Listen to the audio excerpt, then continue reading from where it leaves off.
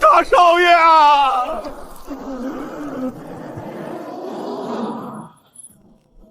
大明朝全族流放，哼，军备物资空间已临界。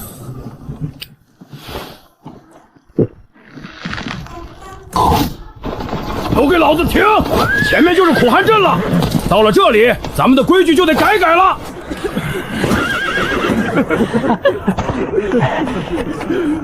差爷辛苦了，这500两银票，孝敬各位差爷喝酒驱寒。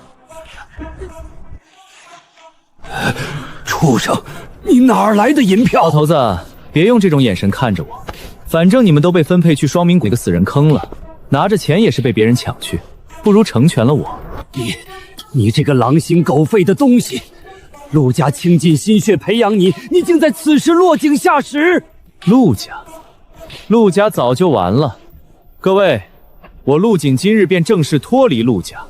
苦寒镇首富钱老爷看中了我马上就是钱家的上门女婿了，往后吃香喝辣，不受半点苦。至于你们这群丧家之犬，就乖乖去双明谷喂狼等死吧。二少爷，把钱留下吧，我们会饿死的。二堂哥，带我一起走吧，我给你当丫鬟。滚开！别弄脏了我的新衣裳。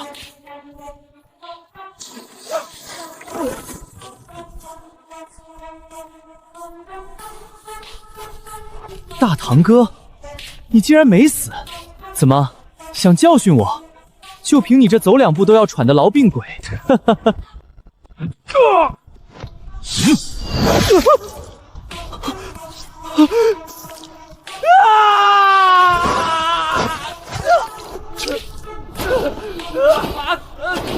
祖父，陆轸背叛家族，已被我收回一条狗耳，逐出陆家。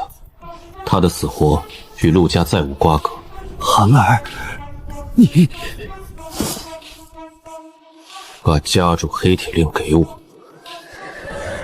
从今天起，陆家我说了算。好，我陆家男儿本该有这般血性，哪怕是死，也不能当一条被人踩在脚下的摇尾狗。寒儿，从此刻起，你便是陆家第37代家主，这剩下的83口老弱妇孑全交给你了。大胆狂徒，反了天了！敢在老子面前当众行凶，你这痨病鬼活腻了是不是？差爷，大明律法规定，流放犯人在抵达发配地前，若遇家族内讧清理门户，只要不出人命，解差可不予立违。陆京偷窃家族救命钱财在先，叛族在后，我只是按家规行事。这10两银子全当给各位差爷洗刀的茶水钱，前方就是我们的发配地双明谷，各位差爷只需将流放文书交接，咱们大路朝天，各走一边。真要拼命，我这痨病鬼烂命一条，换差爷几条好腿，还是做得到的。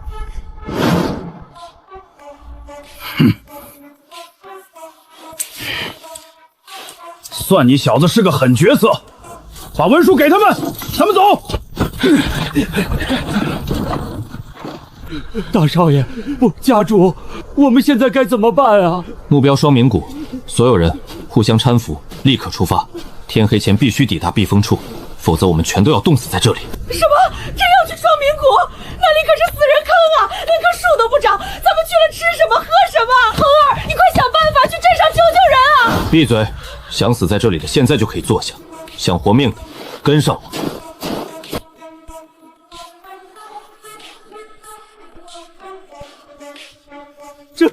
这哪里是人住的地方啊！我可是新科举人啊！我这双手是拿笔杆子的，怎么能住这种猪圈不如的地方？我的老天爷呀！我不活了，没吃没喝，连个生火的柴火都没有，这是要生生绝了咱们陆家的后啊！都给我闭嘴，留着你们的力气干活。肉包子是肉包子，恒儿快给你堂弟吃一个，他1天没进食了。恒儿，我是你长辈，理应先孝敬我。听清楚我接下来说的话，从今天起，陆家没有长幼尊卑，没有举人少爷，也没有夫人小姐。我不管你们以前在京城有多风光，到了这双明只有一条规矩，不劳动者不得食，想活命就收起你们的娇贵，用你们自己的双手去搏一条生路。三叔，你不是举人吗？现在带上3个堂弟，去后山边缘把能看到的干树枝全给我捡回来。捡不回柴火，你今晚就冻着。你大逆不道，竟敢指使长辈做粗活！我是读书人，君子远庖厨，我死也不去。好啊，那你就饿着等死吧。还有谁不想干活的，站出来。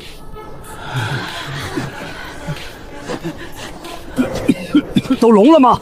家主下令还不快去！恒儿说的对，大难临头，双手不沾泥怎么活下去？老二媳妇儿，你带头去扫雪。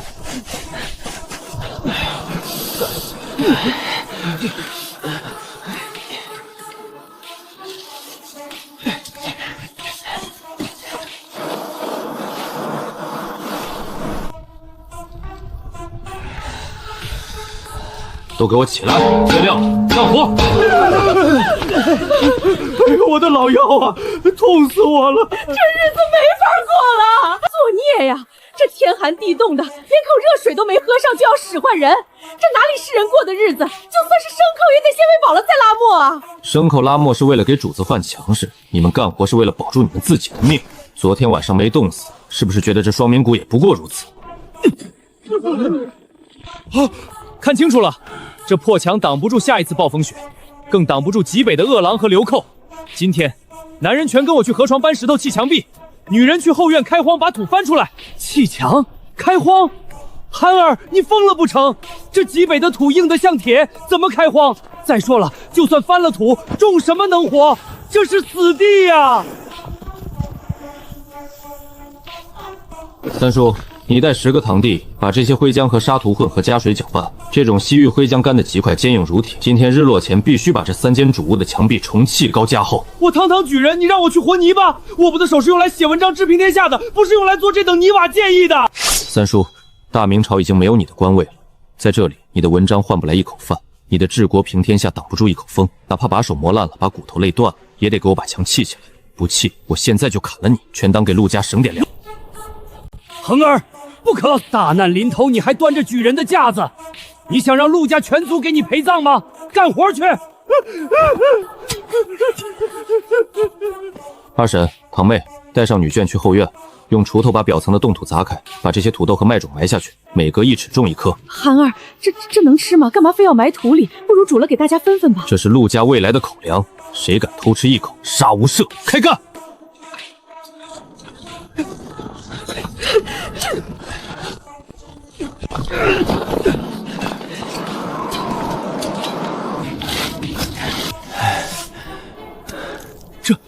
这灰浆竟有此等神效啊！简直比京城城墙的糯米汁还要结实10倍啊！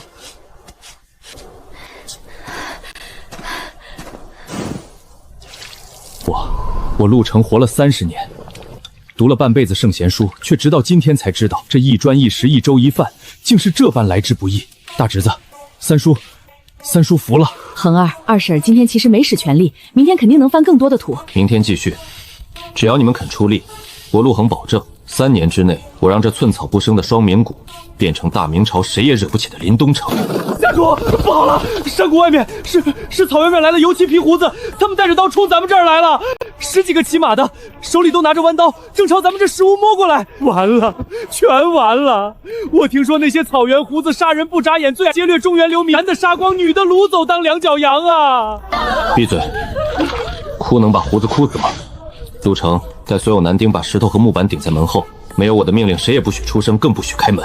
女眷退到最里面，拿好开荒的短锹，谁敢进来就给我往死里砸！恒儿，你要一个人出去，胡子可都不是马背长大的杀神，你一个人怎么挡得住？大不了老头子我出去跟他们拼了。祖父，您省省力气吧，几只草原上的野狗而已，我陆恒还没放在眼里。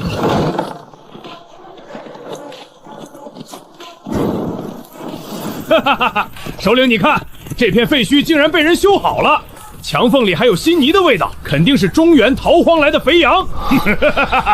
进去看看，这墙砌的结实，正好给兄弟们当过冬的营地。里面的人听着，男人放下兵器出来投降，女人和财物尽数留下，乖乖听话还能留你们全尸。敢反抗的话，休怪我们手下无情。有埋伏，敌袭！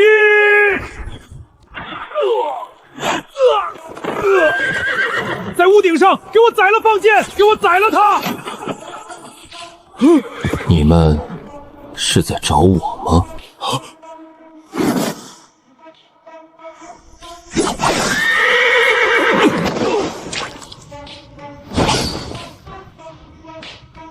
怪物，他是朱元的恶鬼，快跑啊！想来就来，想走就走，当我双明凯是什么地方？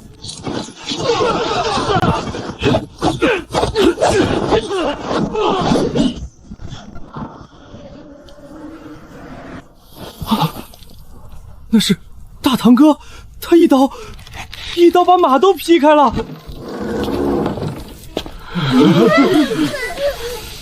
危机解除了，15个胡子全干趴下了，发什么呆？胡子留下了12匹活着的战马，还有他们身上的皮甲、弯刀、干粮。陆成，带人去把战利品收回来，外面的死马今晚就收起来，那是咱们接下来半个月的肉食。家主神勇，家主威武，我陆家有救了！好，我陆家虽然遭难，但老天不绝我陆家，竟赐下你这条真麒麟。恒儿，从今往后，陆家80口人的命全凭你一句话，谁敢有二心，老夫第一个活劈了他。陆家人听着，这乱世不讲仁义，只讲刀锋。别人要抢我们的粮，我们就夺他们的马；别人要我们的命，我们就斩他们的头。在这双明谷，我们要用双手建几座任何人都攻不破的城，我们要自己做自己命运的王。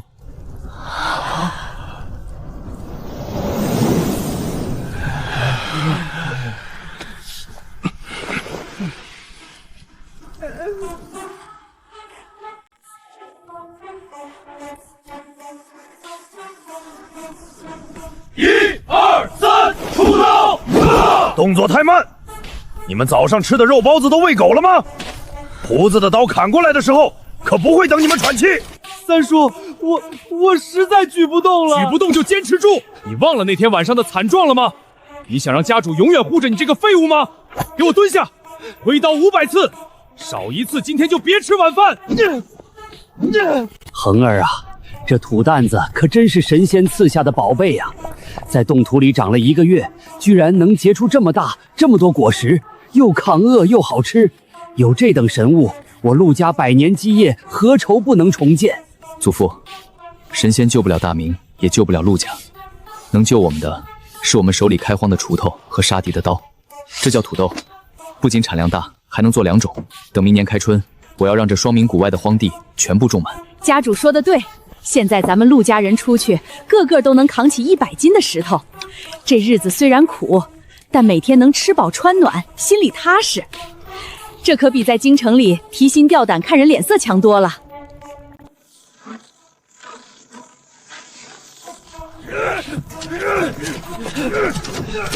放开我！我是钱家的大女婿，我祖父是京城的侯爷，你们敢动我？我呸！侯爷，你他娘的算个屁的侯爷！不过是个被流放的罪臣家犬。你那老丈人钱老爷竟然敢私自囤积过冬粮草，抬高粮价，按大明律例就地抄家。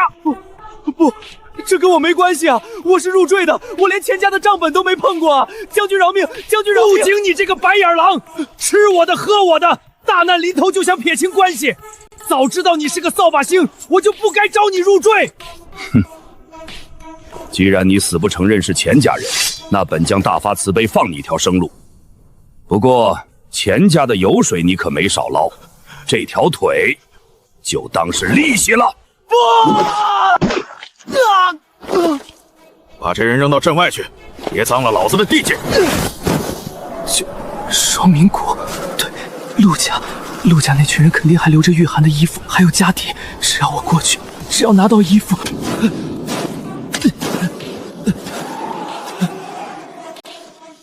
幻觉，这一定是幻觉。1个月前这里明明是个死人坑，城墙下有什么东西在动？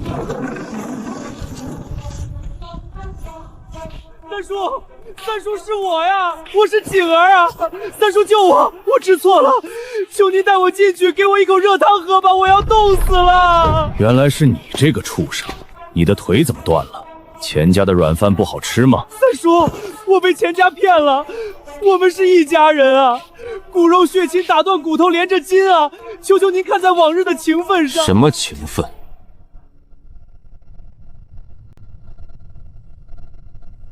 大哥，大哥救我！我知道我错了。爷爷呢？让爷爷出来见我。他老人家最疼我，他不会眼睁睁看着我死在外面的。你们如果不救我，就是冷血无情，就是六亲不认。我早在流放路上就说过，陆家的族谱上已经没你的名字了。你不是我们陆家人，死活与我们何干？陆家家规第一条是什么？凡叛族投敌者，被信斩立决。陆家绝不收留无警之犬。听到了吗？现在的陆家，不养废物，更不养白眼狼。滚远点死，别脏了我的城墙。陆恒，你不能好死！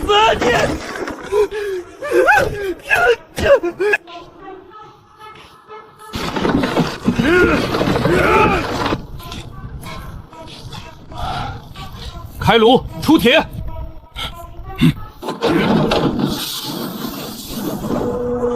成了！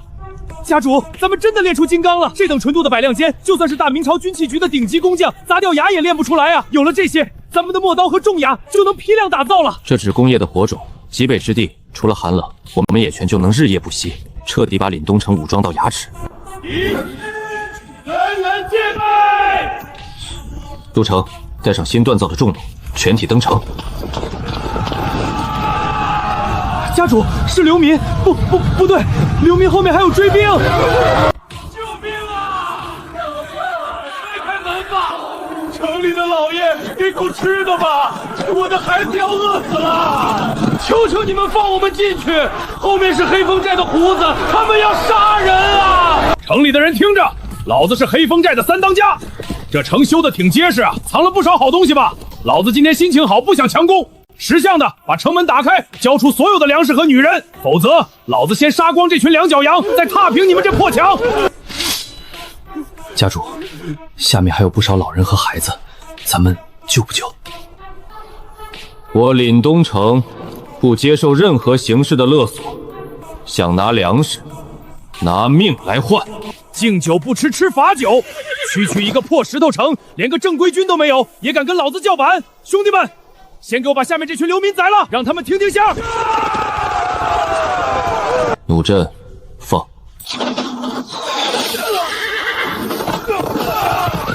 怎么可能？这穷乡僻壤怎么会有军用重弩？第一轮骑射结束，上弦，胆敢靠近城墙50步者，休怪弩箭无眼。快撤！多谢青天大老爷救命之恩，大老爷求您把收留做马，求您赏口吃的吧，只要能活下去，让我们干什么都行。主大人，等我中原逃荒来的，一路上死了一大半，实在走投无路了。我们这几百号人，这条烂命就是您的。家主，咱们的高卢和开荒正好缺大量人手，要不……凛东城不养闲人，也没有免费的救济粮，这里只有一条铁律：积分制。凡入城者，不论男女老幼，一律登记造册。城内会提供工具和开荒、采矿、冶炼等工作，干1天活算10个积分，10个积分可以换取2个热土豆和1碗热汤，50个积分可以换1件御寒的破冬衣，100个积分可以换住进集体食屋的资格。在这里，没有老爷子，没有叫花子，多劳多得，不劳饿死。哪怕你是个残疾，只要你能坐着削木剑，你就能活。但谁要是敢在城里偷窃闹事、好吃懒做，我会亲手扒了他的皮，挂在城墙上风干。城主英明，我们不怕吃苦，只要能凭力气换口热饭，我们这条命就卖给凛东城了。城主万岁！只要不让我们饿死，干什么都行。陆城设立登记处，所有人进行伤病筛查、洗药、育除、使虫。是。青壮年编入高卢区和开荒区，妇游编入纺织后勤。凛东城，这名字好，够硬气。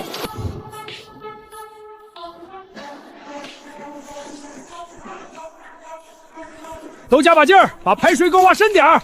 城主大人说了，今年这批麦子若是丰收，咱们过冬顿顿都能吃上大白馒头。李大爷，您放心吧，在城主手底下干活，只要肯出力就有肉吃。咱们大伙浑身都是用不完的牛劲儿。就是，去年冬天我瘦的跟柴火棍似的，现在这膀子比我老家那把旧铡刀还沉。不好了，土匪来了，快回城！家主，看来上次放回去的独眼龙没长记性。这次黑风寨是清朝出动了，看这阵势，至少有3000人。3000寄生虫而已。我正愁城外的煤矿缺少挖矿的苦力，他们就自己送上门来了。大当家，就是这里。上次老三就是在这城下吃的大亏，他们手里有一种射得很远的暗器。放屁！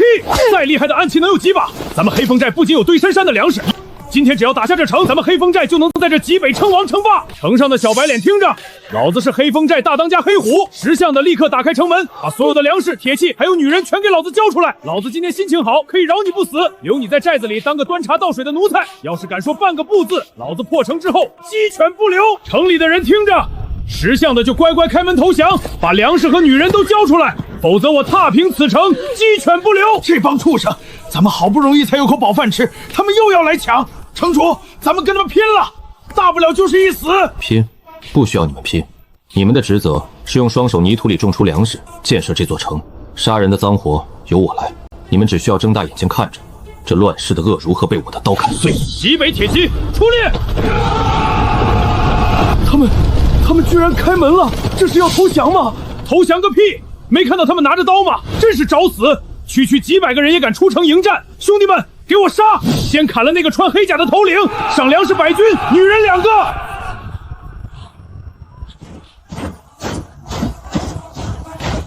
进！闪！陌刀阵，如墙而进，挡者披靡。怪物，他们刀枪不入，干不动啊！挡不住了，快逃命啊！退，快退！滚开！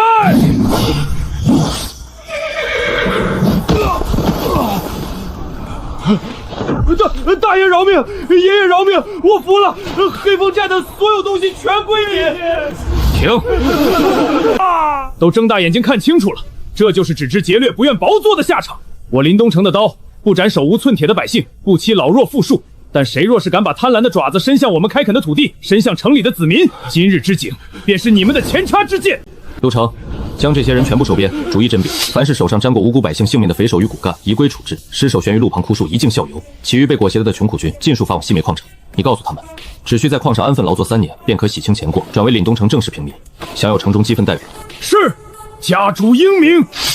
从今日起，极北这片地界没有土匪横行的余地，没有强盗劫掠的道理，只有我岭东城的规矩。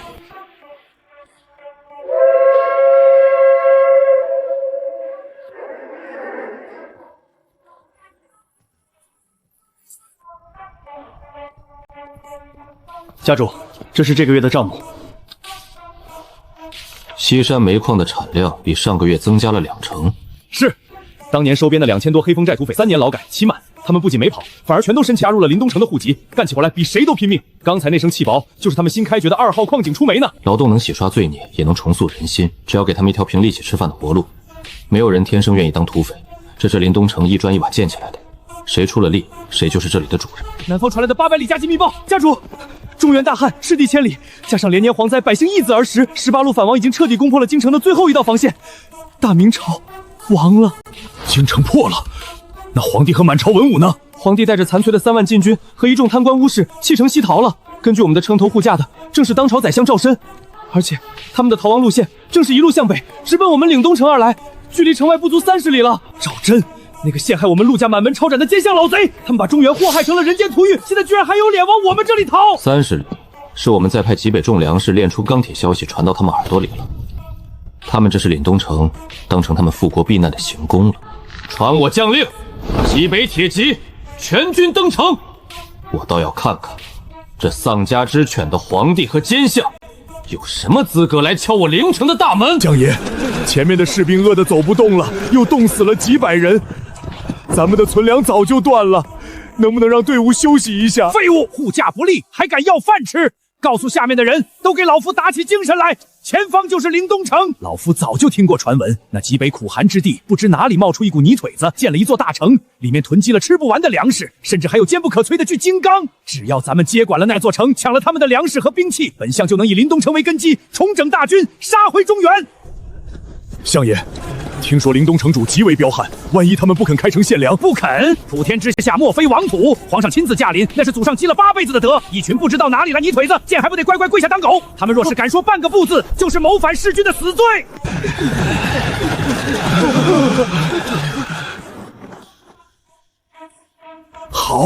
好一座雄关巨城，果然是天不绝我大明。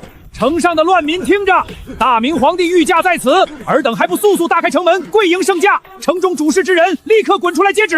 混账，你们都聋了吗？这是圣旨，见圣旨如见天子。你们这些草民难道想造反吗？再不开门，诛你们九族！诛我们九族！赵相国，真是好大的官威啊！中原的江山被你这等蛀虫祸害成了地狱，你居然还有脸跑到我的地盘上，诛我的九族！你到底是什么人，敢对本相如此无礼？3年前是你亲手捏造罪证，判了我陆家满门抄斩，流放极北。怎么，现在认不出我了？赵锤老狗，你睁大狗眼看看我们是谁！这里没有大明的草民，只有向你索命的极北冤魂陆恒。你是陆家那个可写的了痨病花大少爷？不可能，这绝对不可能！陆家人早就该死在流放的路上了。这座城是你们建的。降或死。赵锤，你抬头看看我身后的这座城，这里的每一块石头是我们用双手从冻土里挖出来的，是我们刘一力两户汗水种出来的。这里的每一把刀是我们用高炉的烈火淬炼出来的。大明朝没有给过我们1粒米，皇帝也没有护过这里的一方水土。你们这群敲骨吸锐的寄生虫，把天下苍生逼上了绝路。现在皇权崩塌，你们如同丧家之犬，居然还敢拿着一张废纸，妄图剥夺我们用命换来的家园。我凛东城守土自治，不认虚职，只认刀兵。今日你们若要强闯城门，便先踏过我城外这道防线。全军听令，众弩上弦，抛石机备阵。但凡踏入城墙射程者，无论兵将身份，一律全力击退，绝不留情。御敌！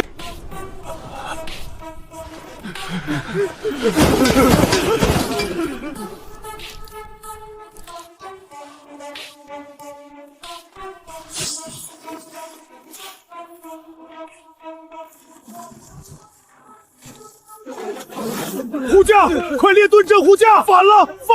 陆恒，你这个乱臣贼子，你竟敢拿剑指着当天朝天！林虎，你还在等什么？立刻下令攻城，把这些反贼给本相碎成万段！相爷，弟兄们已经3天没吃过一顿饱饭了，拿什么攻城？拿头撞的铁皮包着的石头墙吗？城上的一轮重弩射下来，咱们连这30步的皇城河都过不去，就得全军覆没！混账东西，本相养你们有什么用？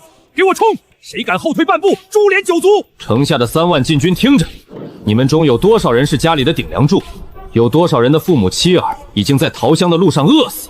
你们手里的刀本该是用来保家卫国的，可现在却成了护送这个祸国殃民的奸相逃跑的仪仗。看看你们的主子，天下大汉颗粒无收，他召起的相府里却堆满了发霉的官粮，百姓一子而食，他却用丝绸裹着马蹄逃亡。就是他，把你们的家乡变成了地狱。我临东城的规矩，不杀穷苦百姓，放下兵器，交出奸贼赵川。我临东城保你们不死，赏热粥1碗。若执迷不悟，为虎作伥，3息之后，万箭齐发，玉石俱焚。3、2、1。你们想干什么？我是当朝宰相，是皇上的顾命大臣。林虎，快把这些想造反的刁兵给本相砍了！相爷，大明朝已经亡了，弟兄们不想跟着你一起陪葬，弟兄们只想活下去，吃口热饭啊！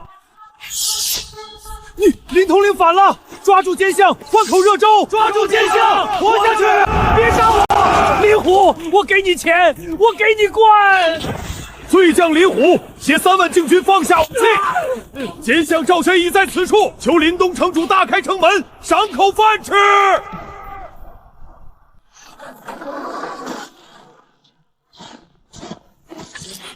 陆大公子，陆城主，陆爷爷，我错了。当年是我鬼迷心窍，诬陷了陆家，我罪该万死。你不能杀我，我手里有当朝天子，我还有玉玺。陆恒，你兵强马壮，只要你不杀我，我立刻让皇上写下禅让诏书，把这大明的天下名正言顺的让给你，我辅佐你登基称帝。你不是恨着大明吗？你自己来当皇帝啊！赵锤，你是不是在权力场里待久了，连脑子都腐烂了？你以为我临东城走到今天，靠的是那张写满谎言的黄绢圣旨，还是那块破石头刻的玉玺？你给我睁开你的狗眼看清楚，这天下不是属于哪个坐在龙椅上的泥胎玩偶的，而是属于那些日出而作、日落而息，用双手耕耘土地、用血汗打造工具的劳苦大众。我陆恒不需要一个旧朝的皇帝来禅让，更不需要你这种只会吸食民脂民膏的寄生虫来辅佐。我要建立的是一个不劳动者不得食，没有任何特权阶级能够随意践踏平民的新世界。你这种代表着腐朽与贪婪的旧时代残渣，只有死才是对这天下苍生最大的交代。陆恒，你是个疯子！你以为你能颠覆不几千年的皇权吗？你绝不会有好下场！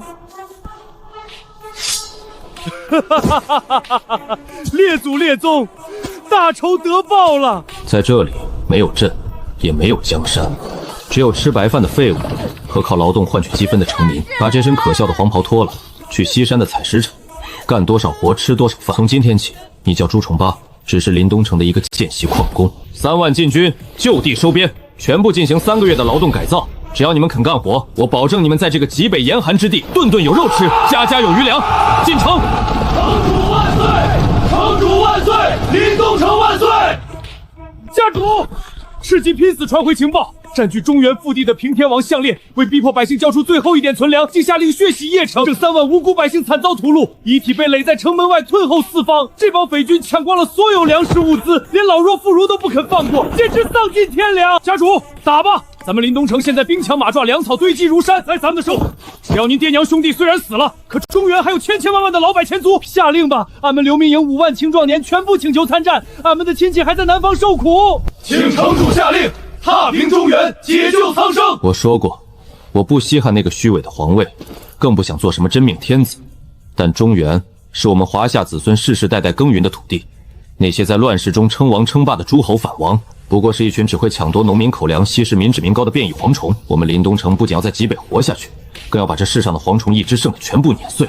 传我将令，临东城全军听令，留守以5万集体重步兵即刻开拔护城，再奠定邺城3万屈死的冤神。万胜！万胜！万胜！杀光黄蓉，回家种地，全军南下！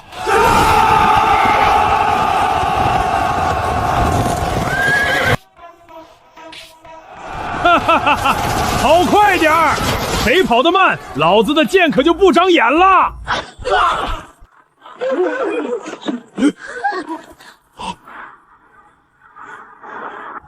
那是哪来的军队？朝廷的禁军不是早就死绝了吗？陆，没听说过这号人儿，看这打扮，估计极北那边也不长点公路投王。传令下去，咱们雁门关城高墙厚，就凭这群连攻城梯都没带的北方蛮子，也想扣关？做梦！城上的乱党听着，我乃临东城先锋大将林虎。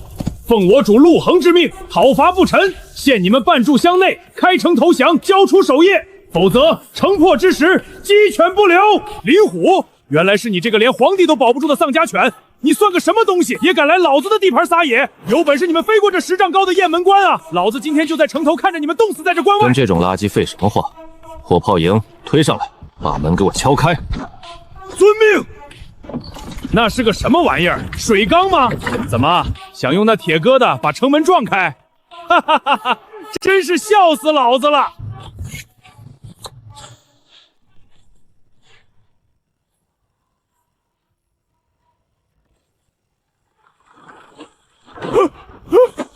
这是什么妖法？极北护卫，踏破敌阵。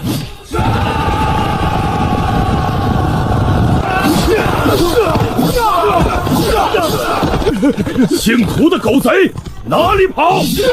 雁门关的乡亲们，不用怕，我们是临东城的极北铁骑，我们不是来抢粮食的。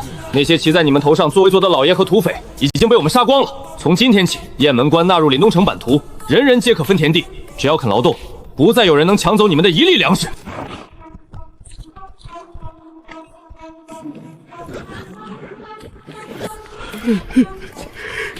青天道爷啊，活神仙下凡了！老天长眼啊，咱们有救了！传信给邺城那位平天王，告诉他洗干净脖等着，他的死期到了。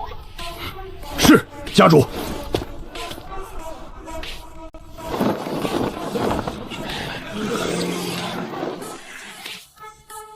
废物，全他娘的是废物！雁门关1天就丢了。涂前军手底下那5万大军是猪吗？就算是5万头猪，极北那帮泥腿子抓3天3夜也抓不完啊！那什么火药大炮，到底是个什么邪门玩意儿？大王息怒，极北守火兵器虽厉，可事后查明，他们满打满算不过50万，6倍于敌。再者，陆恒打着吊民伐伐的隐忍，收拢民心，把城中积压的平民紧许到阵前挡着。我倒要看看他的火炮敢不敢往百姓身上轰。好计谋！陆恒想当圣人，老子今天就让他身败名裂。传本王军令，尽起30万大军出城列阵，把城里的贱民全部用绳子绑起来，推到大军最前面，后退者杀无赦。项烈竟拿邺城降毒与异族当箭牌，但凡有人脚步放慢，去倒！家主，我们的火炮与床弩一旦释放，最先受创的便是这些人。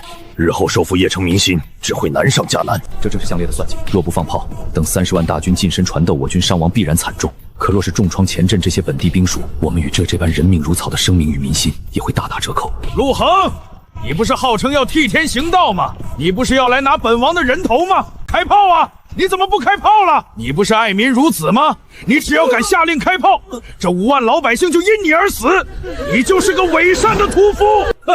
陆恒，本王给你2条路。要么你现在下马投降，要么你就眼睁睁看着本王带着30万大军把你们踏成肉泥。陆城主，北凉礁是早就把亲哥们，别管我们了。咱们这些人就算今天不死，明天也会饿死。乡亲们，咱们难道还要被这群畜生当成挡箭牌，去害些这些来救咱们的军队吗？大伙儿跟我一起喊：开炮，杀尽这群畜生！城主，开炮啊！替我们报仇，杀光他们！项烈，你以为用这几万无辜百姓的性命就能逼我就范？你太高估你的智慧。也太低估我临东城的底蕴了。我陆恒从不拿百姓的命做赌注，更不会像你这种垃圾妥协。我不仅要接回前阵一族，还要当着30万大军的面砸碎你这作威作福的阵仗。神社营听令，目标：敌军督战队与前沿压线人员，精准压制，解除其行动力，激发。怎么回事？什么东西在打？500步还能精准命中，盾牌根本挡不住。灵虎，率抹刀卫向前突进，冲散前沿压阵兵力，开辟通道，接应前阵一族后撤。炮兵营，瞄准敌军中后方阵列，3段绅士齐射，打乱其作战阵型。乡亲们，往两边跑，我们掩护！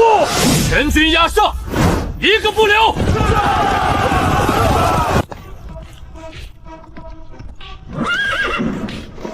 吾王万岁！旧朝已灭，暴君已死，天下不可一日无主。求陆城主登基称帝，君临天下，救我中原万民于水火。求陆城主登基，万岁！万岁！万岁！家主，天下大局已定。西北铁海内18路反王中已有12路在看到火炮威力后主动递交降书，剩下那几路散兵游猛也已被尽数剿灭。如今天下归心，万民期盼，请家主顺应天意，披上龙袍，执掌玉玺，登基称帝吧！我等誓死效忠，吾皇万岁！城主大人啊，您就是救苦救难的活菩萨，您若是不当这个皇帝，咱们老百姓心里不踏实啊！只有您坐在那金銮殿上，咱们以后才不会被人当成两脚羊，才能天天吃上饱饭啊！你们觉得穿上这件黄袍，拿着这块破石头，就能保天下太平，让百姓永远安康了？家主，自古以来不都是这样吗？真龙天子受命于天，只要您仁政爱民。狗屁的受命于天！家主，不可啊！都给我抬起头来，站直了，听我说。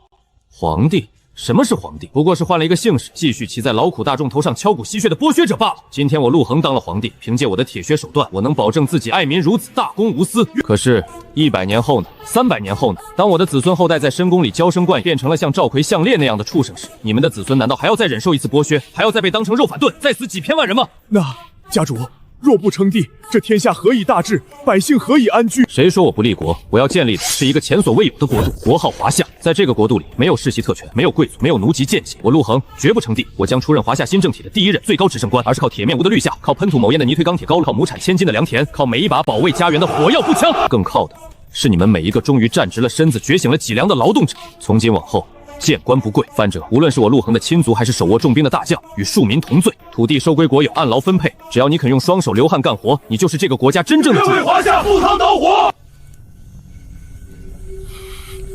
老天爷开眼啊！咱们真的翻身做主了！最高行政官万岁！华夏万岁！没有皇帝做主，执政官万岁！华夏万岁！虫爸，今天这车煤拉得够满的。直娘贼，今天老子超额完成了任务，总算能去食堂换只肥的流油的烧鸡，再打2两凉烧酒解解乏了。华夏法典第1条，